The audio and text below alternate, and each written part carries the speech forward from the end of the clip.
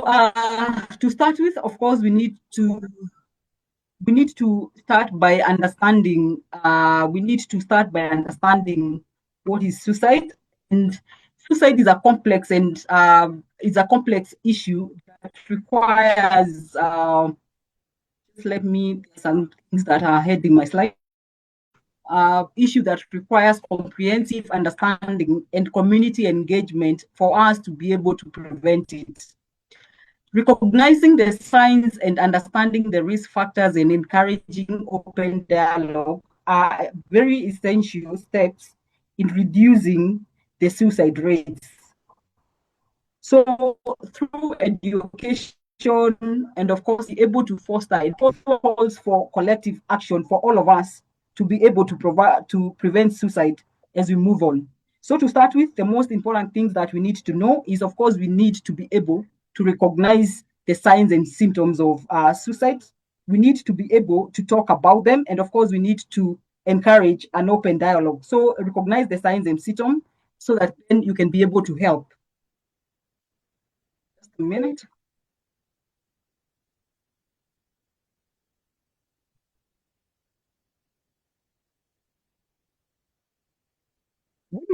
When you look at some definitions so that we be able to understand what we are talking about, when you look at some definition, I'll take you through several definitions. And to start with, I will talk about, what is suicide. When you talk about suicide, what do we even talk about? Suicide is described as the act of intentionally causing one's own death, typically resulting from a complex of interaction of many things. There are many things that make people die by suicide, which I'm going to take through as we go through the webinar. But of course, most of them, they are psychological, biological, social, and environmental factors. Most of the time, they don't happen alone. They happen, they interact together. When we say someone has a suicidal, when we talk about suicide spectrum behavior, this encompasses many things. It encompasses suicidal ideation. It also encompasses suicidal attempts and completed suicide. And these one together, they present severity scale. Severity scale, what do I mean? The suicidal ideation is the thought of suicide. Of course, the suicide attempt is the suicidal attempt, and also there's a completed suicide. All of them, they present a shift from one to another, and of course, which requires different intervention and approaches. When you talk about suicidal ideation, it's about the thought of ending one's life, and they start from the fleeting consideration of feeling like you want to end your life, of course, to detailed planning, and often these ones precedes the suicide attempt. When you talk about suicide attempt, when people talk about suicide attempt, on the other hand, is the non-fatal, self-directed, potentially injurious behavior with the intent of dying. This one is a suicide attempt is someone who was determined to take their life but do not succeed. So that's what is called suicide attempt. Further description is just, I want us just to, we have already talked about what is suicide. We have already looked at the suicidal behavior.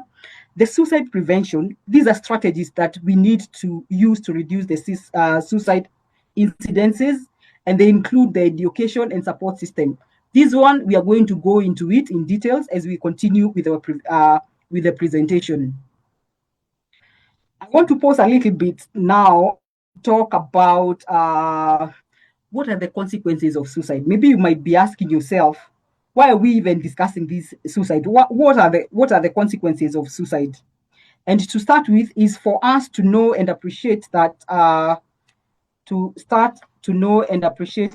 I'm having an issue, that suicide often leads to significant grief. This is for the deceased relatives, the friends, and the community. Every life lost due to suicide represents someone's, either child, parent, partner, friend, or colleague. And it has been found that people bereaved by suicide have been shown to be at risk of their own suicidal behavior. If you've been bereaved by suicide, there's a very high risk of suicidal behavior within the person who has been bereaved by suicide. And of course, it predisposes you to what we call post-traumatic stress disorder. This is, just imagine walking into a room and find your loved one hanging on the post on the veranda. That thought, that sight by itself can predispose you to what we call post-traumatic stress disorder. And of course, one of the consequences of suicide is prolonged grief and depression. For each suicide, for each suicide that is committed, at least 135 people suffers intense grief or are affected by that suicide, and this translates to almost 108 million of people per year. Because we're also going to discuss of the number of suicides globally everywhere. When you look at the epidemiology of suicide, of course, we're going to look at the global statistics. We are going to look at the African perspective and also look at the Kenyan perspective. But when you look at the global perspective, at least approximately 1.4 people die by suicide annually. And this one translates to almost 800,000 people per year. And these figures are not actually accurate, because you'll find the reporting of these figures is not accurate. We look, especially when we come to Africa and Kenya, we will be able to look at it. So, and also when you look at the demographic trend, is that globally, male die by suicide approximately 1.8 times more than female. We are going to see why in our other slides, that why are males dying more by suicide and what can we do? It is good to know that for every suicide that is committed, at least 20 people have made an attempt of suicide, and many more have had serious thoughts about suicide. So for every attempt, at least 20 people, for every suicide that is completed, there is almost 20 people who have had an attempt. And these are very serious statistics. Most suicides occur in the low and middle income countries, where there is a huge gap in healthcare, in the health system and resources, especially, for example, Kenya. If we look at Kenya, 75% of Kenyans do not have access to mental health services. So you can imagine, if only 25% have access, 75 don't have. So most suicides are known to occur in low and middle income countries, where there is huge gap in health system resources. There's limitation of early identification, treatment, and support of people in need. Most of the causes of suicide, and number one and the most leading cause of suicide, as we are going to see, is mental illnesses and mental disorders. So if there is limitation in early identification and treatment, then more suicides can occur. Also, suicide is the fourth leading cause amongst death for those 15 and 29 years, and the highest rate of suicides are usually present for the people who are age 70 and above, both males and female, almost in all the region of the world. And this is mostly because in old age, there is isolation, there is sickness, there is losses that happen in old age, as we are going to see. So of note is that most suicide occur in low and middle income country. And Africa, we are very affected with suicide. So continuation of epidemiology, this is what you've already said, that according to the WHO, 800,000 people have been reported to die by suicide each year. And this is what is recorded in the hospitals. And you know, most people who get to the suicide, who die by suicide, they never get to the hospital. So most of these deaths are not recorded. And there are higher rates often observed in the low and middle income countries. That one we've already said. And of course, when you look at genders, men are more likely to die by suicide. So even if men are more likely to die by suicide, women report more suicidal thoughts. Women have more suicidal thoughts because women are more predisposed to anxiety, depression, trauma, and many things. So they are more predisposed to suicidal thoughts. But men are more likely to die by suicide because when men get to a level of committing suicide, they are not able to go back. We will look into it. So it is very good for us in an attempt of understanding more about suicide to understand the demographic. And the two demographics that I want us to understand this evening is the demographic of age and gender, which are both crucial in addressing the complexities of suicide. Of note is that the young adult, we've said that between 15 and 20 and 29 is the leading group.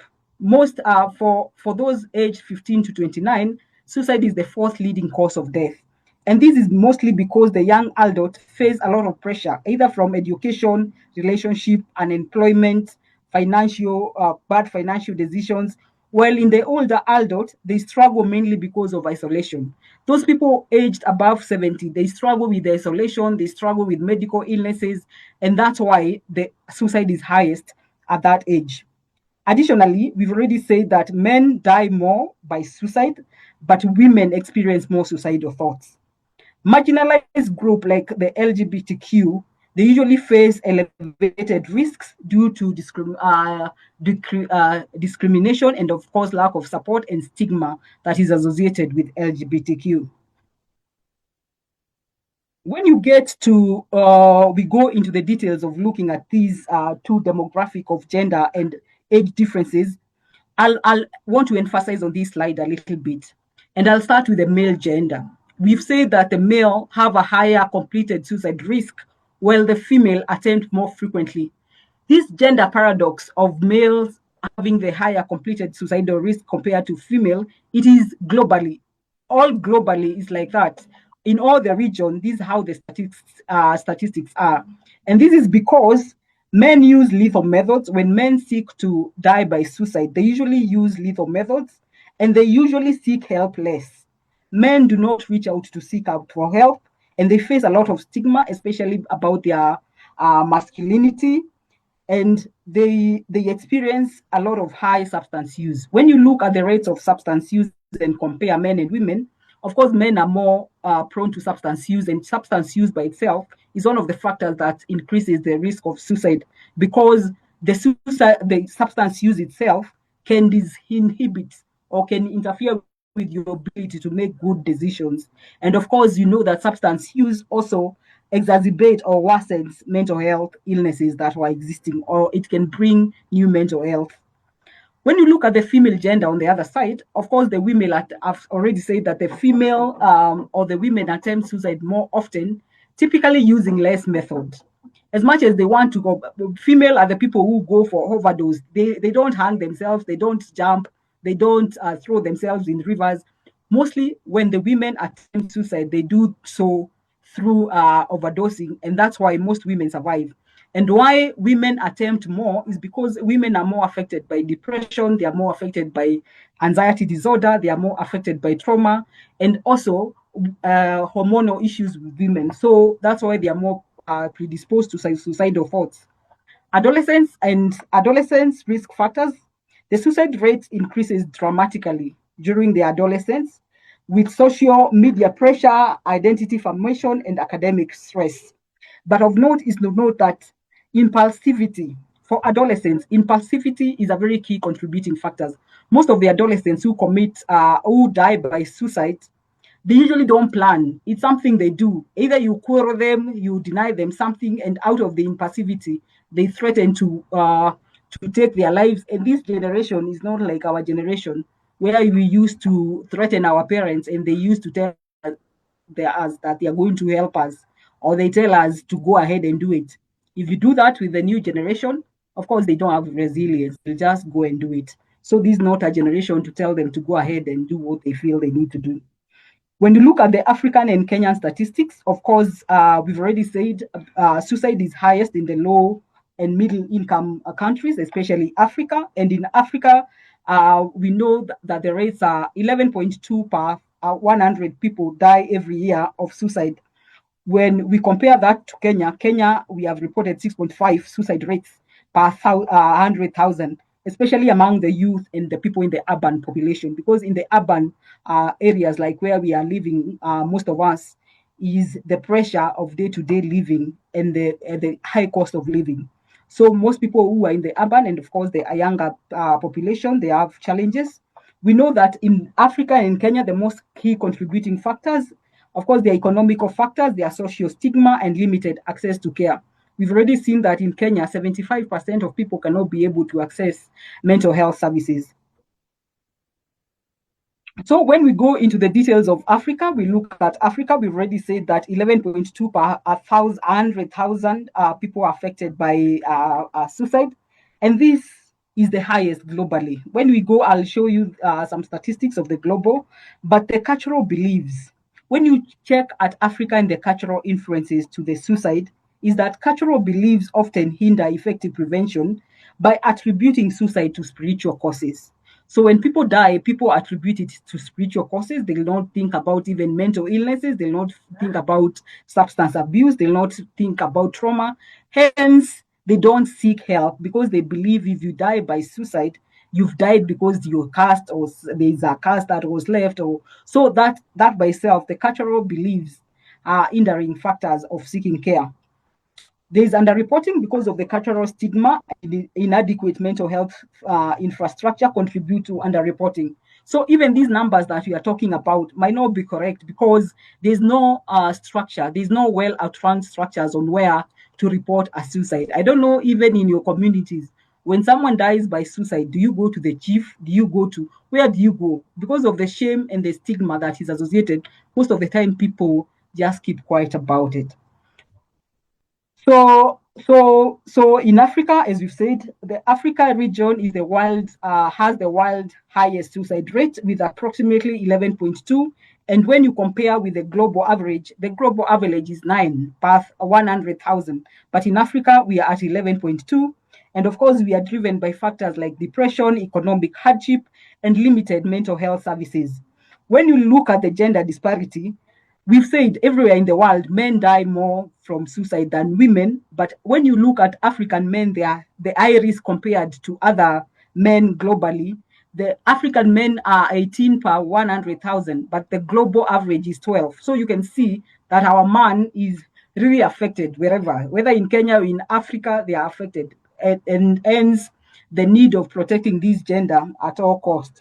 In Africa, the top countries that are affected with suicide, of course, Lesotho is reading, followed by Eswatini, South Africa, Botswana, Zimbabwe, Mozambique. Kenya is next. So we are not that safe. Kenya comes after Mozambique. And the most common methods that are used are hanging and pesticide poisoning. When you look at the Kenyan statistics, of course, we've already said that the Kenyan, when you compare Africa to Kenya, Kenya is 6.5 per 100,000 people die by suicide annually. And these rates in Kenya are mainly among the young people. In Kenya, they are mainly among the young people, and these are driven by unemployment and pressure, either in education, in relationships, in job. And of course, there are government policies that exist, but implementation and awareness are needed so that we are able to make sure that we are reaching everybody that needs to be reached. Further, when we look into Kenya, is that every day, now we are in Kenya, tuko nyumbani, hapa nyumbani Kenya. Every day, 4 people die of suicide in Kenya. Well, globally, there's 1 person dying every 40 seconds. So Kenya, every day, we lose someone, 4 people to suicide. And of course, we've already said this. I'll keep on singing. Men are more affected than women. And even when you check the ratio in Kenya, is that every 9.1 per 1,000, there are 2.5 women. So men are usually higher. And this is contributed because of the rigid gender norms, which discourage the emotional expression by men. People just want men to believe that is okay. They are always okay, that it is not okay to be not okay. It's like people want to tell men that they were not given glands of crying. They are tear glands. Men should cry. And I tell men that when you feel like you can't handle, just go somewhere and cry. And because you are a human being and God gave you some tears, make sure you're using them well. There is, of course, underreporting. That is, the actual numbers are likely to be higher. This is due to stigma and poor data collection and the fact that we don't have a method of getting this data well. In Kenya, what are the most contributing factors? Of course, we've already said there's poor access, there's poor mental health access. We've already seen that in Kenya, 75% of Kenyans do not get access to mental health services, despite the higher rates associated with conditions like depression. There is sociocultural norms in Kenya, which is stigma against showing vulnerability, especially to the men, and which hinders them to seek help. There are structural issues, that is poverty, lack of employment, discrimination, which contribute to mental distress and then contribute to all this. Even if you've not heard what I've said, I want us to stick here a bit so that if you leave this webinar, you can live with the risk factors for suicide or what are some of the issues that cause suicide. And even before we go into this, is to let you know that there are multiple contributing factors that cause suicide. And most of the time, it is not one factor that contributes. It's many factors that come together to contribute. So there are multiple contributing factors, and the causal pathways to suicide and understanding is important so that when we are designing prevention strategies, we can be able to do that well. But then there's a very well established link between suicidal behavior, and mental health. Though many suicides happen impulsively in moments of crisis, especially when people get breakdown and inability to deal with life stresses that such as financial issues, relationship breakup, and chronic pain and illness. So most of the time, there's a link between suicide and suicidal behavior, but that does not mean that there are no impulsive suicide. So when you look at the risk factors of suicide, of course, number one risk factor is mental health disorders. And we know there's a high risk associated with depression, anxiety, and bipolar disorder. Sticking further to mental illness, it is good to know that mental illness is present at times 27 to 90%. When people commit or die suicide, and you look into the cases, 27 to 90%, there's a possibility there's a mental health illness. Half of the people who die by suicide usually have major depressive disorder, and other disorders like bipolar, which contribute 20%. Those people who suffer from schizophrenia, personality disorder, especially the borderline personality disorder, also have an increased risk.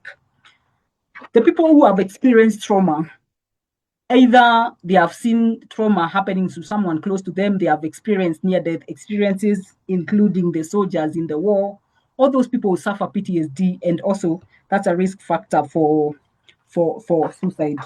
The other risk factor, of course, is substance use. There's an increased likelihood of suicidal thought and disinhibition. Those people who use substances, for example, and I know most of you here have used one substance or another, you know that your judgment when you're drunk and when you're not drunk are not the same. So substance misuse is the second most risk factors for suicide after major depressive disorder and bipolar mood disorder. So we know that both chronic substance misuse as well as acute intoxication are associated with suicide. And when we combine personal grief such as bereavement, then the risk increases. So, and I've read that sometimes the suicide, the substance and mental illnesses is like the egg and the chicken. You don't know which one comes first. Sometimes we know that use of substances predisposes people to developing mental illnesses, but also those people with mental illnesses tend to use substances more. Something that I won't have mentioned here in red that is a big risk factor is something we call a previous attempt. And that's why I put it in red. Because suicide attempt is one of the strongest predictor of eventual suicide. Individuals with a history of suicide attempt are approximately 25 times more likely to die by suicide compared to the general population. So if there's somebody who has attempted suicide there before, there's a 25% time chance that they are going to die by suicide. And among the population that died by suicide, it's estimated that 25 to 40% had attempted suicide before. So the likelihood of dying by suicide after an attempt depends, of course, it depends on the mean that was used. Because if you attempted suicide by hanging, for example, and another one attempted by overdose, the one who attempted it by hanging, that was a serious person. Maybe he attempted to hang, and by the time they were suffocating, somebody came in and they were able to rescue. That person is more dangerous than the person who attempted by using an overdose. So the mean that was used and the age of the person and the agenda is very significant when you are talking about previous attempt. Other risk factors, of course, high suicidal intent. That is also a predictor of those people who have a previous attempt. Time passed since the last attempt also play a very critical role, because we know that the first and the second year after an attempt of suicide, there's a very high possibility that someone who has attempted might try again. Other factors is, of course, socioeconomical factors. We know the economic hardship can lead to hopelessness. Trauma, I've already talked about trauma, either to the person or yourself or someone. You experience trauma either yourself and or a person. And when we talk about trauma, of course, we talk even about the trauma that people experience in their childhood. That's these childhood traumas that make it hard for people even to build coping skills.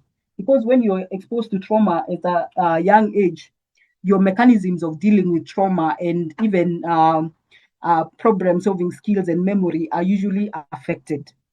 Impulsive act, this is mostly because of driven by stress and a relationship or bullying. This one happens mostly to the young people. Social isolation, I've already talked about it, especially in the old people. When they get old, the children grow up and they leave.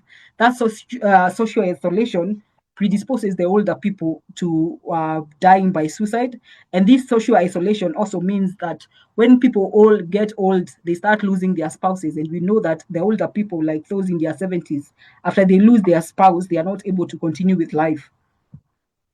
Of course, continuation of the risk factors is environmental factors such as exposure to suicide. And we've seen that for if you look closely for the families that have lost someone to suicide, there's a very high possibility that exposure to suicide might affect other members, because we've already said that most people who die by suicide, 27 to 90% of the time, they usually have a mental illness. And we know that mental illnesses, they run in the family. Most of the mental illnesses are genetically passed on. So there's a possibility if there's somebody who died in your family of suicide, they could have been suffering from mental health and somebody else in the family is suffering.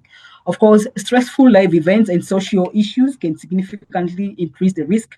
When you talk at personal factors and genetic factors, of course, it's the personal or family history of suicide, trauma, or abuse. It usually raises a person's risk. One of the big, of course, is access to men.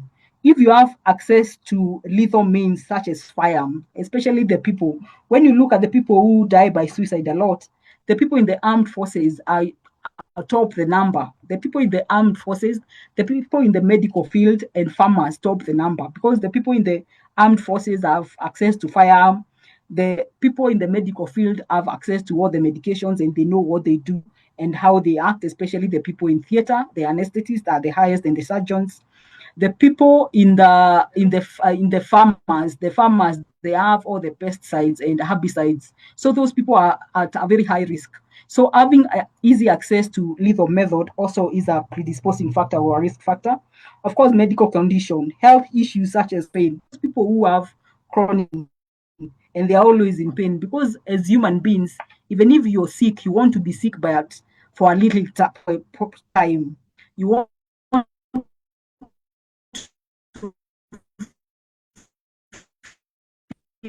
feel pains today, but not today, tomorrow, the other day. Most people with severe illnesses like cancer, HIV, and life-threatening diseases might choose not to suffer and end their life. So I've just summarized what I've already said, that the risk factors for suicide include mental health disorders, substance use, life stressors, and social isolation. When you look at the environmental factors, these ones I've already said. You look through, I've already talked about poverty and community at home, or even places with war. All these people can lead. And of course, social isolation is also part of it. Special populations at risk. Who are these people who are at a higher risk? This one, I'm just repeating myself so that even if you don't get anything, at least you get to know who are the people that you need to give more attention. We've already said that people with mental health disorders, people abusing drugs, and people with chronic illnesses, all these are people who are vulnerable to committing or dying by suicide. When we talk about this population that is called the LGBTQ, these people have special mental health concern. Firstly, because they have increased risk factors. There's discrimination, and they are isolated. They are not accepted in the community. There is stigma. So they have risk factors. They have no acceptance. They lack acceptance in the family and in the community. And of course, they are not even able to seek for supportive care or resources. So this is a population that usually has a lot of issues. But when you now look at the bigger group of who are the vulnerable population, of course, we've already talked about the youth and adolescents. And the young people and the adolescents is that they face very unique suicide risks, including academic pressure, identity struggles when they are in their teenage, bullying in their schools, especially now, you can imagine. I know you've had issues, and I've had issues of the bullying of the grade 10s by the 844 system. The guys in Form 3 are really bullying the grade 10s who they think the CBC, wanawaita CBC, bullying in school. Of course, there is social media influence amongst these young and adolescents, which require targeted prevention strategies, which I'll talk about them. When you look at the elderly population, I've already talked about that the older adult, they experience isolation, there is loss of purpose. After they have taken care of their children and all their children have left, they feel that they have no purpose. These are the people who have chronic illness and they are bereaved. At their older age, they start getting bereaved either by their friends, by their spouses, by their family, which contribute to elevated risk for suicide. LGBTQ, I've already talked about them, that they face discrimination, they face rejection, and there is, of course, internalized stigma, which then predisposes them. And those people, the indigenous communities, also because of the traumas they are faced and their culture disruption, they are also predisposed to suicide. When you look at, because not everything is bad, when you look at suicide protective factors, when you talk about suicide protection factors, these factors guard people against the risk of suicide. It is important to have intervention geared towards strengthening factors that have been shown to increase resilience and connectedness that then protect against suicidal behavior. So part of the suicide protective factors that we need to promote, of course, include the strong personal relationship and social connectedness, because we've said part of the risk factors is the isolation, cultural, religious, and spiritual beliefs that discourage suicide. And we've seen this very well, especially in the Muslim community. And sometimes, of course, in the church, we are always preached about how sacred, how life is pure, it should be kept pure. So at least when we have cultural, religious, spiritual beliefs that discourage suicide, life skills and lifestyle practices of strong coping mechanism also helps people so that people are able to cope with their challenges without feeling hopeless or losing hope in life. Self-esteem and sense of purpose, we need to instill. For those people who have self-esteem and sense of purpose, also is a protective factor. And of course, those people who have effective mental health services is a protective factor. So in summary, when you look at the methods of suicide, of course, there are different methods of suicide, but of course, and those are the percentage. They are different. They are different in different regions, but we know that hanging is the most common, and 53% of male and 39% of female, they die by suicide by hanging. And then, of course, I've already indicated all other methods, including the firearm, the drowning, the hanging, jumping, charcoal burning, pesticides, and medication overdose. And of course, there are many more, but these are the ones that I've been able to outline. How do you identify? How do you, so if you've been sleeping, please just wake up and listen to this, and then maybe you can take off, because the biggest thing that we need to know today is, how do I identify? What are the warning signs? What are the things that I need to look at? So that then when your loved one is suffering, you know what to do. So people who have issues, people who have challenges, and people who have risk of suicide, they usually have changes, either behavior changes, they give verbal cues, they give physical signs, and also their digital warning signs. And even if you miss the behavior changes, you should not miss the verbal cues, you should not miss the physical sign, or you should not miss some of these things. And the fact, I need you to know that people at risk of suicide, they may show change in their sleep and eating habit. Either they sleep too much, or they don't sleep, they eat too much, or they stop eating. They show loss of interest in the usual activities that they used to enjoy. They pull away from friends and family. Someone who was very social suddenly have social isolation. They want to stay on their own. And of course, they run away. Some they run away from people, and they run away from home. There's increased alcohol or drug use. They don't care about personal appearance anymore. Someone who was coming to office smart, now all of a sudden anakuja, the shirt is not tucked in, the hair is not combed, and you're noticing, and you're not even asking them what's up today, what's happening today, because in the community we are living in, we are too busy even to say hi to each other, and if you notice something, to mention about it. Of course, then they engage in excessive risk taking. They are fixated on death. And when they talk, they start talking about dying. There's increased physical complaints. Sometimes they complain about stomach aches, headache, extreme tiredness. They lose interest in work, school, community, and in their family. They always complain of feeling bored. They have trouble concentrating and feeling, they tell you they feel like they want to die. And there's lack of response to praise. Someone tells you something good and you're not even able to respond. They also show some signs which, if you're careful, you're able to get them. Of course, they give away favorite positions and throw away important belongings. They start sharing things previously they could not have shared. If it's a father, they start even showing you where they have kept their title deeds, their ATMs, and their PIN. They start giving away possessions. And if previously they were sad before and suddenly they become cheerful and calm. And let me tell you, most people who die by suicide, they catch their people by surprise, because there is a period where you're depressed, you're so stressed, and all of a sudden you're calm because you've made peace with yourself and you've made a decision to call it quit, and you become peaceful. And when you die by suicide, people are like, I see this person was doing well, but it's because it's the last minute. They missed all the coups till you cheered, and then you died by suicide. Of course, they express some speech, like they say that I want to kill myself, I'm going to commit suicide, I won't be a problem to you any longer.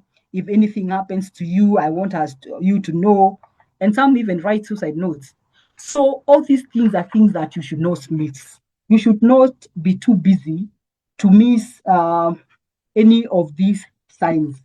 So I've already said there are behavior issues that present, there are verbal cues that present, and also there are physical and digital warning. So you'll check the phones and find people they have been searching and they have been Googling on the easier ways, the painless. Nowadays, they Google the painless ways of dying.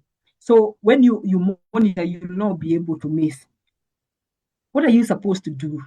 What are you supposed to do if a loved one shows symptoms of suicide? Number one is that we should always take the threats of suicide as a cry of help. Those people who die by suicide, it's not that they want to die by suicide, it's a cry of help. So if you listen, you'll be able to save a life. Always take statements about suicidal feelings, thoughts, and behavior or plans very seriously. There's no person who expresses thoughts of suicide. Those people who expresses thoughts of suicide, they actually just need right help away. So what are we supposed to do? Firstly, you're supposed to take that person very seriously. Do not leave those people alone. Never leave a person who have expressed wanting to die alone. Even if you're alone with them and you're not able to stay with them, you better take them to the police station or to church or somewhere. But don't leave them alone. Involve other people, either friends or family members, and listen. When they want to talk, listen attentively without giving advice. This is not the time to give advice and preaching and Bible verses. Just listen and hear them out. Of course, ask direct question. When people talk about suicide, ask direct question. Ask them, how are you planning to do it? Which drug are you planning to take? Where do you want to do this? When do you want to do this? Which tree do you want to hang yourself? Which river do you want to go to throw yourself in? Which road do you want to go? Which bridge do you want to go to through? Ask direct questions. Do not fear to know their plans. Then acknowledge the person's feeling. Of course, acknowledge how they are feeling. If they are feeling sad, if they are feeling confused, if they are feeling stuck, acknowledge their feelings and offer support. If you're not able to offer any support, reach out to other people. Do not promise these patients that you're going to keep confidential. That whatever you tell me, I'll tell everyone. No, do not promise them confidentiality. And you're supposed to keep all the harmful objects hidden. This includes firearms, the medicine, and any weapon. This is that you put all the knives away that is harmful. And of course, if you're not safe, you take them to the hospital and seek help. So, encourage communication, encourage professional help, and stay connected to this person. So, supporting loved one communication, encourage open communication, about feeling and feeling. Offer help by being proactive in offering support, assist, and resources. Follow up. Keep on checking. Keep on how they're doing. And of course, we already said we need to remove any leave means can.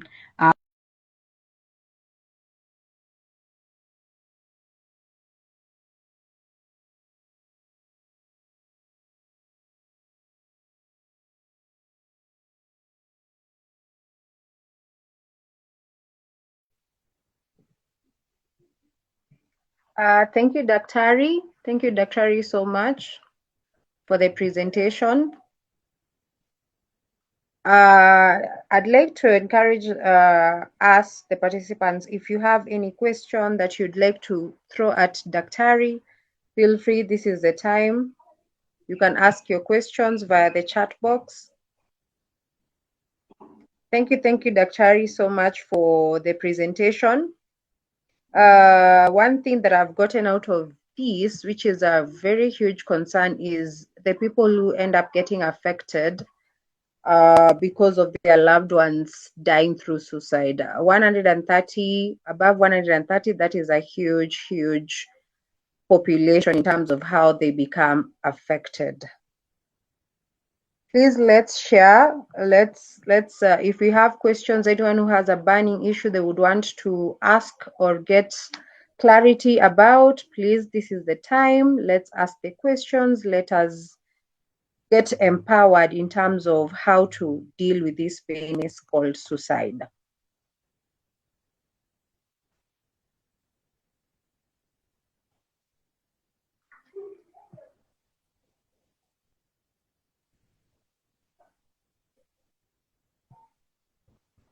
Thank you for the reactions. Thank you.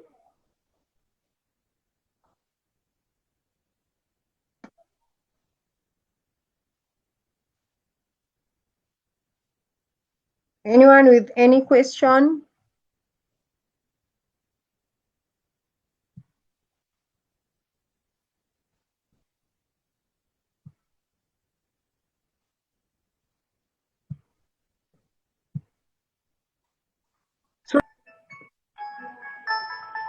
So, Janet?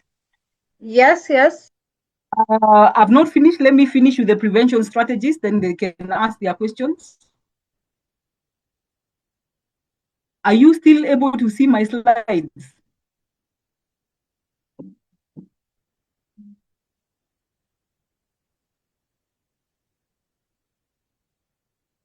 Okay. Janet, please confirm that my slides are still visible. Or someone in the talk, just confirm that you can still see my slides.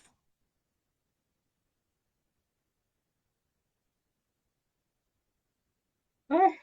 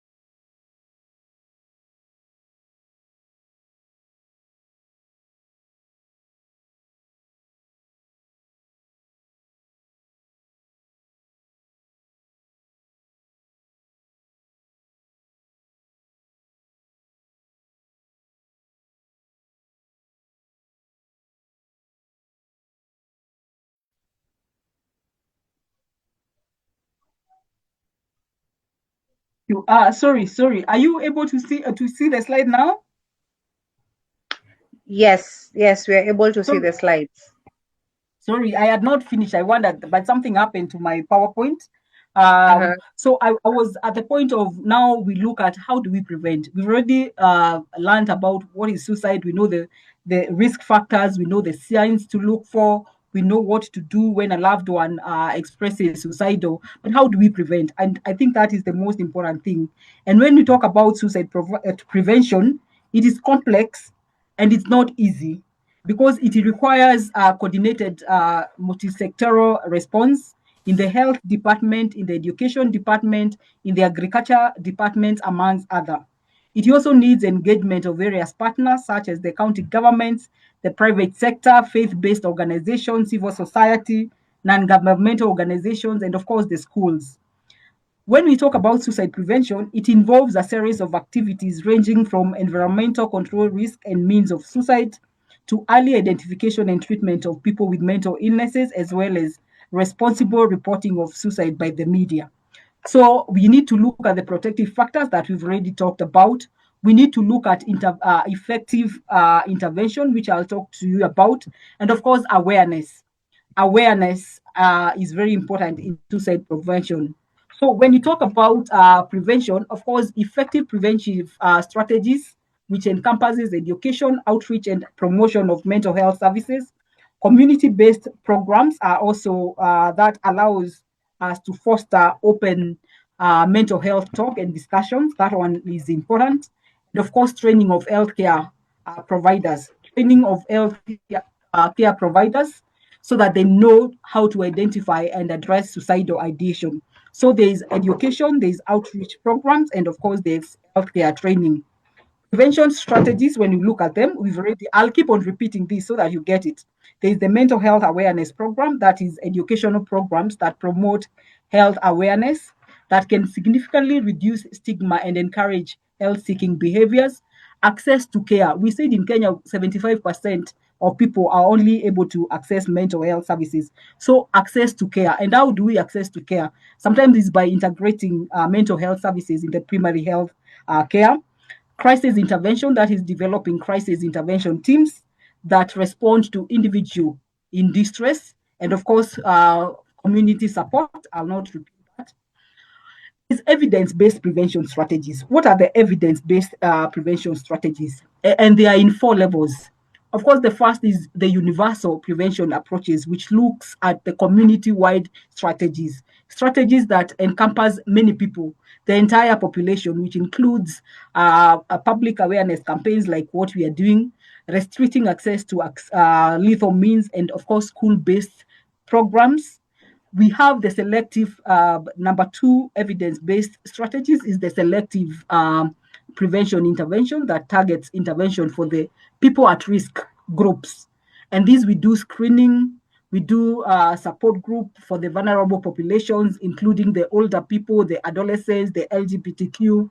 And then there is the strategy number 3, the level number 3 is indicated prevention strategies for intensive intervention for individuals who are already showing a warning sign. And this now, it includes, we plan for crisis and response, and we have safety preparation. When you look at the health system strategies, of course, we are supposed to integrate suicide risk assessment in primary health care by implementing follow-up and training the mental health or the healthcare workers in the primary health facilities so that they're able to identify and do timely identification of the patients with suicide. So what is Kenya doing? What are the prevention strategies in Kenya? What are the prevention efforts in Kenya? In Kenya, we've managed to Kenya has a national strategy for suicide prevention which was supposed to run between 2021 and 26, which focuses on integration of mental health into the primary care. You know, recently that we've been able to decriminalize suicide, whereby a High Court ruling found that attempting suicide is unconstitutional because previously, before, those people who attempted suicide, they were jailed because of wanting to take away their lives. So the High Court found these unconstitutional, and as a way of reducing barriers to help, but the penal code 226 still criminalizes it, but there's a team that is working towards making this over. 75% of Kenyans do not have access to mental health services. That one I've said. So if we integrate mental health services in the primary care, then we will be able to save 190 lives per year. And let me tell you, 190 lives saved is not a small number.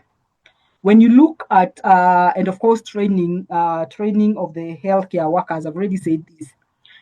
There's a comprehensive approach of suicide prevention. I'm not going to go into the details because that will take time. What is the role of health care professions? Of course, they have a role in screening. That is a routine mental health screening in healthcare setting can be able to identify people who are at risk for suicide and facilitate early intervention. Training, we need to train healthcare providers on suicide prevention, integration of services, that is integrating mental health services within the primary care, because then people are more likely to seek help in familiar setting. We make sure the dispensary, the health facility nearest where people are, there are mental health services. And of course, we should have established referral services that when you have patients you're not able to deal with at your level, then you're able to send to appropriate people who can help. What is the role of technology in office? Of course, technology, the world is going the digital way, and we can't ignore that. And technology can be able to help us in terms of digital support platforms, social media monitoring, crisis text line, and we've seen that many people are opting for teletherapy, whereby they have online services, online therapy session, which is a bit more discreet, and you can be able to get online therapy services from wherever you are. So there's a role of social media or the technology. What is the role of media? Of course, the media. The media is very key.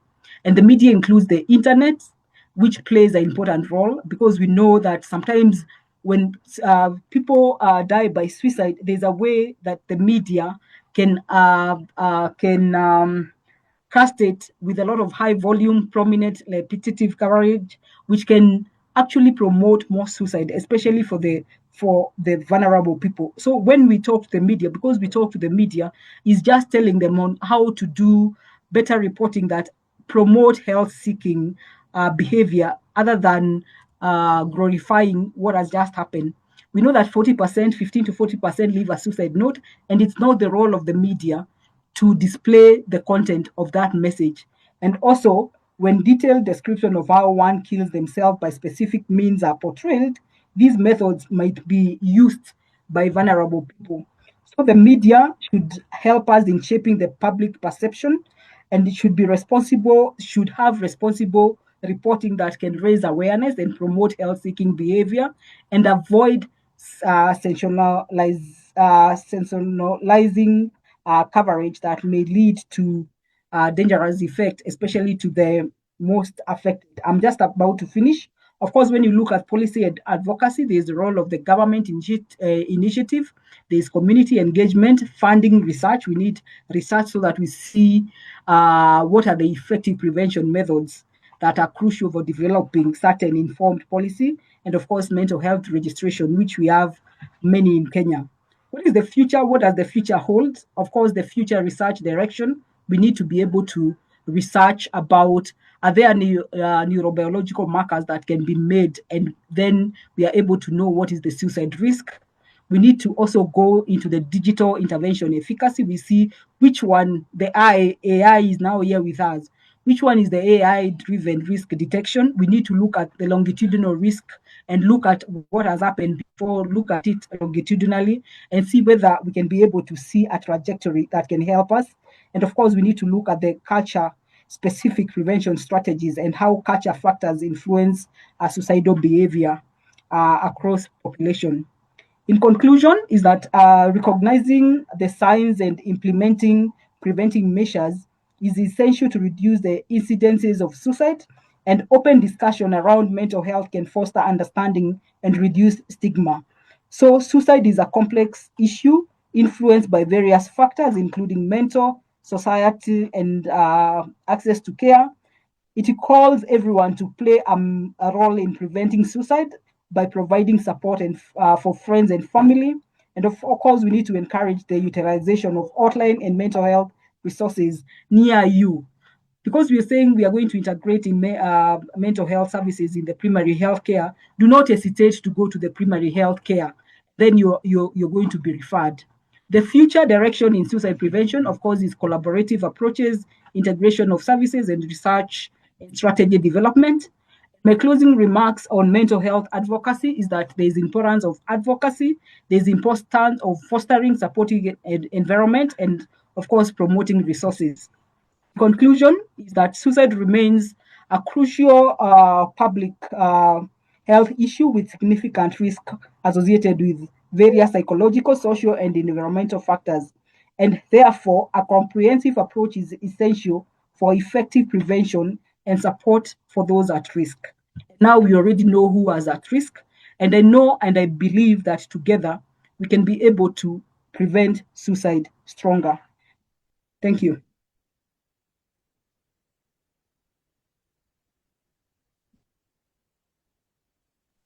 Thank you. Over to you, Janet. Thank you. Thank you, Dr. for the presentation. It was well presented, and I've gotten a lot of information. I've been empowered, which I believe resonates to most of us who are here. So, Dr. there are a few questions on the Q&A section, and I was hoping maybe you could give us some answers. Do we start with the first question? Yeah. Dr.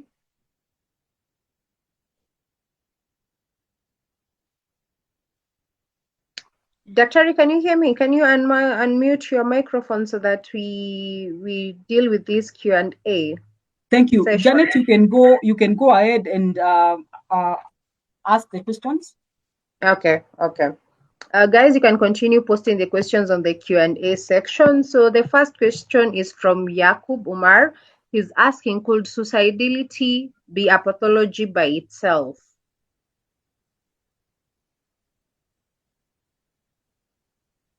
Are you going to read all of them, or we? I was hoping maybe we can answer one question at a time. What do you think? What are you advising? It's still okay. Mm-hmm. And thank you so much for that question. I want to say that when we say about suicidability, it is just one thing. When you talk about suicidability, it puts many factors together. And when we are doing screening for suicide, of course, we look at the rate of suicidability by checking what is the ideation, what the rate of the ideation is, how frequent is this person thinking about taking their life, and if they are thinking about taking their life, what plans do they have? Are they concrete plans, or they are just plans which don't have weight? And if they have plan, what is their desire? Do they have a strong desire to die? All those things put together is what we call suicidability. And what I'll say is that suicidability is contributed by many things. We've already said those people who exhibit suicidability, there's something that is happening. So suicidability is just putting together the ideation, the plan, whether the and the desire. So I think I've answered that. Thank you, Dr. The next one is, why do most men commit suicide, or rather die by suicide, early in the morning and especially on Mondays? Is it a trend?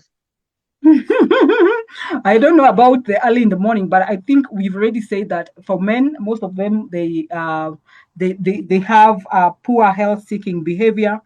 For most men, they usually use substances, and maybe the early morning is because you had money in the evening and you have issues at home. You thought, let me take some alcohol, I'll go sort those issues later.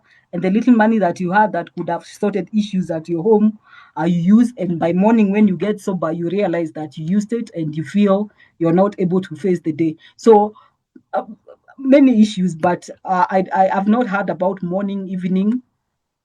Thank you. Yeah, if I can add to that, Dr. You had mentioned about not having reliable information in regards to the numbers being reported. I think this could also be the same thing. It's not that it's really a trend on Mondays, but we can also go to why some of the suicide rates are being reported while others are not being reported. So it's a matter of having access to this information. I believe so. And The the next stigma question. associated. Yeah, actually, when you mention about stigma, most communities or most people do not want, especially in our African setup, we do not want to tell people that our relatives, our friends, or caregivers died through suicide. So yeah, there's that challenge that we have. A good thing you've given us a direction on how to do that. It's our responsibility to talk, because silence empowers stigma. So yes, that the call to action would be, let's talk about these things. Let's create a safe environment for people to come out. Yes, men are given, or rather men are given this big responsibility of manning up, that they should not show emotion, that they should be strong. So yes, I believe there are a lot of things that you can do through your guidance. Yeah, thank you. So the next question is, Rachel is asking, what if you realize you're actually the victim?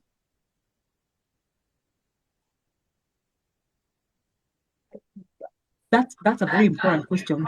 What when you realize you're the victim, because it's not once, it's not twice. When we see patients on daily basis, I think the patients I've seen today, I've seen 7 patients, and I can tell you for true, 4 of the patients are the patients. When you're doing the interview, they tell you, "I am feeling hopeless. I don't feel like I need to see tomorrow." I have said that most people who have the desire to end their life actually is not a desire to end their life, it's a cry for help.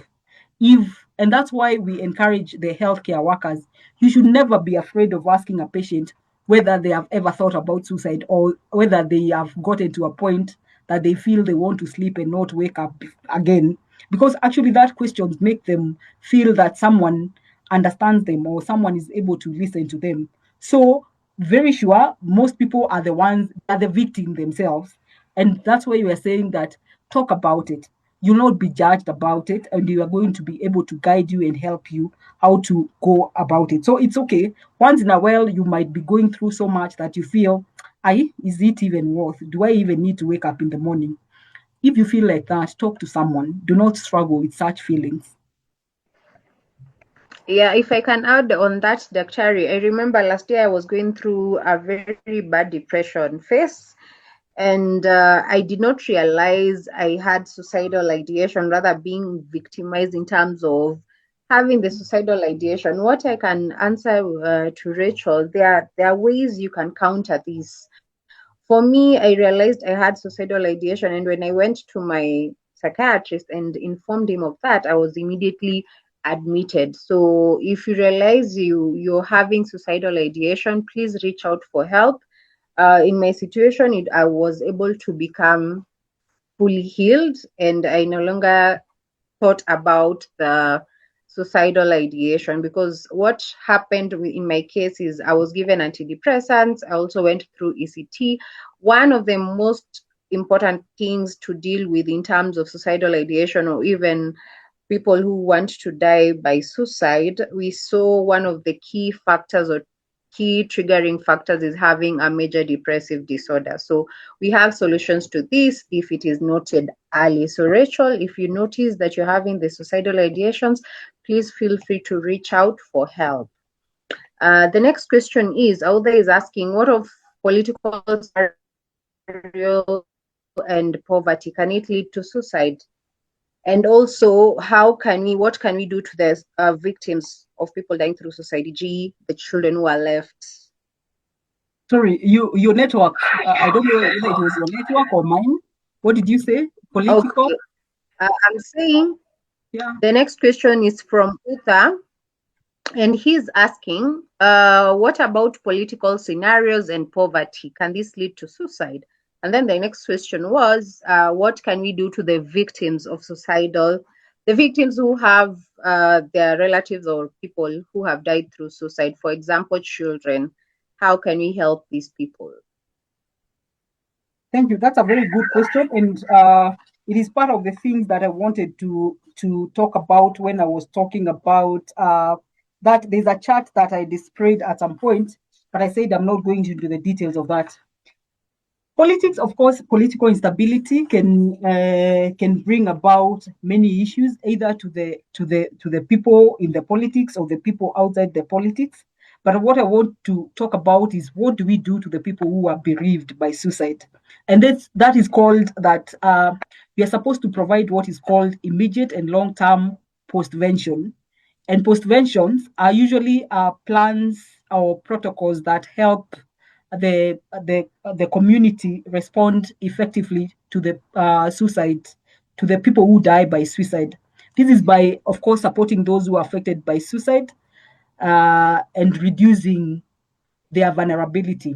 Previously, I said that part of the consequences of suicide, apart from the grief that people experience because of losing people out of suicide, there's the stigma that is associated with it.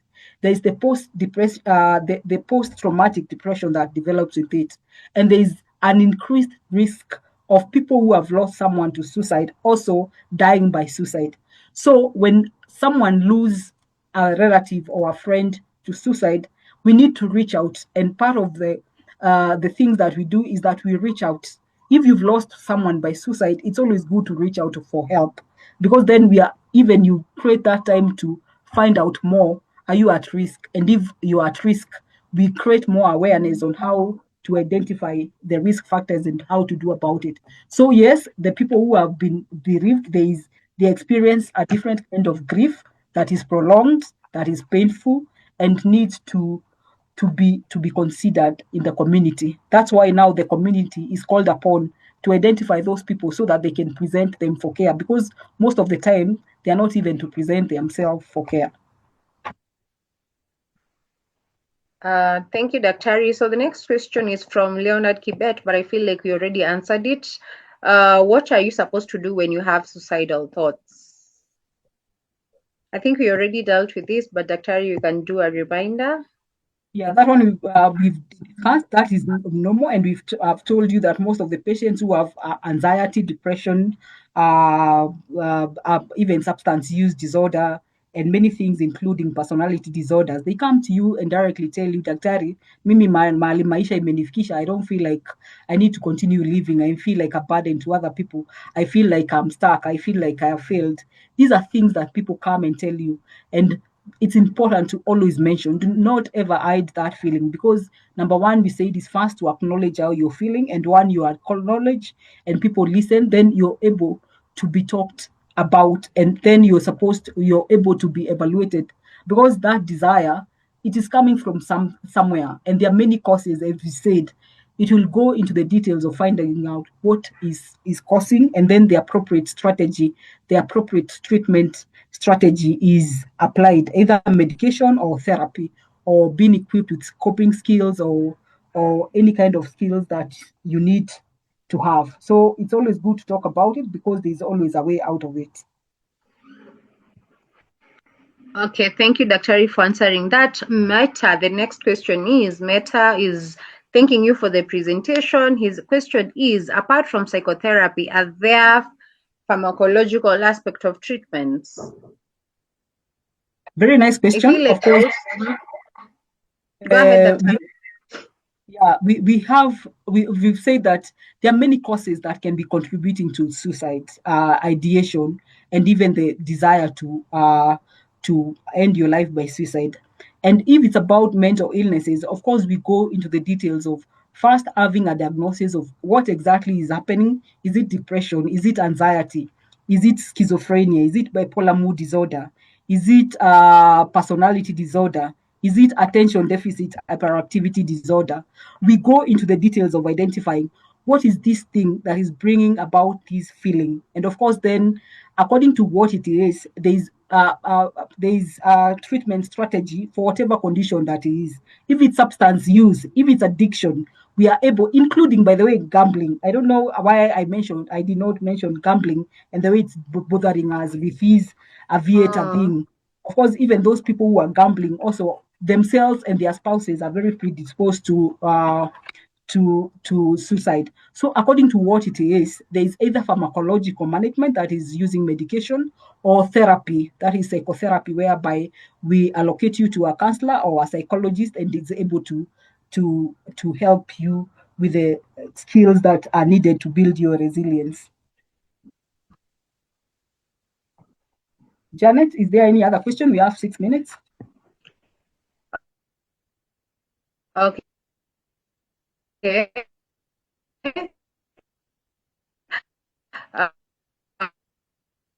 Uh, now we have a couple of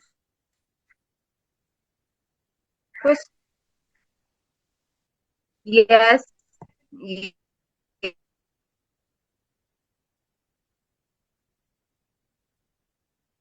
Sorry, I don't know whether it's your network or it's mine, but you're really breaking.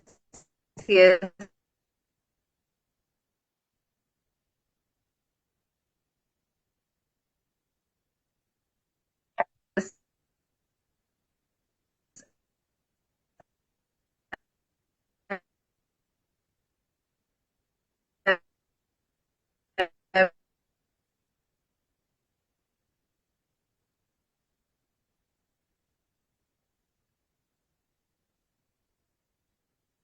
I think Janet is breaking, but when I go to the chat before she gets back her internet, I've seen there's someone who asked KN, that is Karemi Nyaga, asked, what can you comment? Them, I'm seeing which one can we really answer, because of one here that I feel needs to be attended for a person who's self-harming to turn. Wairumi is asking, is it possible to feel like that's a cry for help? Hello? Hello, your network is breaking, completely breaking. Okay, can you just guide us through some of the questions you can be able to answer? If I might be having internet issues, my internet is becoming unreliable. Thank you, Janet. I can quickly answer 2 questions. I've seen one that Karibi Nyaga is asking, what can you comment on suicide being in some families? You'll find several people committed suicide in a family. And I'll say that we said the number 1 cause of suicide is mental illness. And I also said most of the mental illness are hereditary. Most of mental illness, they run in the family. You find like the depression, it usually runs in the family, especially amongst the female. Something like bipolar is 75% inheritable. So if there's someone who has bipolar in your family, there's a very high chance that you're going to inherit it. Things like schizophrenia, it runs in the family.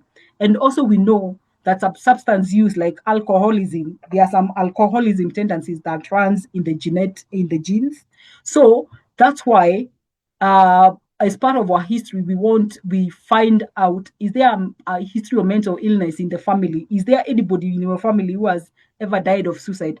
Because then it means that you might be genetically predisposed of either the mental health condition that predisposed the person to suicide or even the substance use. And there's another one who is asking, well, there are many questions. I think we'll be able to answer them, and then we'll be able to send the response. Daktari? Yes. Daktari, there's this important question that I feel like we need to attend to it. The anonymous attendee is saying, I'm listening to this while my daughter is home from school because of the same issue.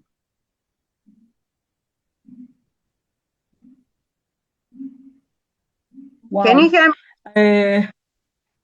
Yes, I hear, and I think we've talked about suicide in adolescents and the young people, which is the 4th leading cause of suicide. And of course, if there are people from school, there are many things happening in school. There's the education pressure according to what stage this child is in. There is, of course, the bullying that we have seen in school. We've seen. I would want to know more details about this child who is at home. Is it a grade 10 who has just been all along been at home, and now then they are going to a boarding school and they are not able to cope with the new changes? Are they adjusting to something new? We need to have a lot of details about this child so that we are able to help. But I've seen that. Personally, I've seen that. I think today I attended from 3 students from different school who is at home, because actually their school is a 4-story building, and on Tuesday he just felt a strong desire to jump. And the reason why, when I went to details, this young boy, 17-year-old, He told me that they are in Form 3, there's a lot of pressure, he feels is not fitting, and so many other things. Of course, diagnosis, we were able to do a detailed clinical evaluation, and we are able to diagnose that boy accordingly and given the parents the appropriate strategies to apply. So unless we get details about this daughter who is in at home, then we'll be able to ask. But first, see a therapist near you or a counselor, and they'll be able to evaluate. And if they need is a need of a psychiatrist, then you'll be referred accordingly. Okay, because we are pressed with time, Daktari, maybe you can share your contact information so that I've seen there's one attendee who was asking for your contact information. Yes, I think at the end of the presentation, Janet, I'd given the number that I usually people reach out to me with. And my number that you can reach out to me is 0104 36 91 04. You can drop me a message, you can drop me a WhatsApp message, and I'll always reach out to you at whatever time. 0104 36 91 04. Thank you, Daktari, for the number that you've just shared. Feel free to reach out to her. Once again, I'm one of our patients, and I can assure you that Daktari is very passionate in terms of what she does as a psychiatrist. So feel free to reach out to her, and she'll give you the proper guidelines. So, Daktari, do we close for now, or would you handle 2 more questions and we close? I think it's been a hard day. It's been a long day for me. We can close it at that, and then we'll look at the webinar and we'll be able to share some responses, and of course we'll share the recording. Okay. No worries, Daktari. And then also tell them that we'll be having more webinars, and we welcome them to join us. Okay. My appreciation goes to all of you who have attended this session. Once again, it's very important for us to be empowered, because through us acquiring knowledge, we can be able to know the responsibilities that we have, or rather how to tackle some of these major issues that we are dealing with as a society. So thank you so much, everyone, for attending. We've given you a head start, or rather Daktari has given you a head start in terms of how you can prevent suicidal ideation, or rather death by suicide, how you can tackle, or rather how can you notice the early signs, and how to deal with people who have attempted suicide, or rather how to support caregivers and family members who have lost their loved ones through suicide. So thank you so much for your attendance. And my greatest appreciation goes to Daktari. Thank you for committing. Thank you for the time you've set apart so that you can empower us. I really am grateful to you. Thank you so much, Daktari. Thank you, Janet, and thank you, everyone. Thank you, guys. This is the end of this webinar. As Daktari has just mentioned, we are going to have more of this on a monthly basis. So we encourage you to keep up with us. We'll be able to post the content that we're supposed to deal with. So expect a lot of us in terms of creating awareness, advocacy, because that is what we need. Again, the biggest issue that we face, or rather the thing that makes suicidal ideation, or rather the things that contribute to stigma, is when we are silent. So speak up. Your mental health matters. Prioritize your mental health, because there's no health without mental health.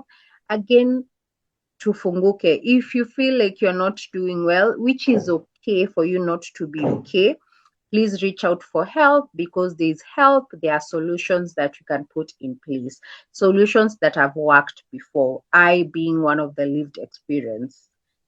Thank you so much, guys. See you on the next webinar. Thank you. Have a lovely night.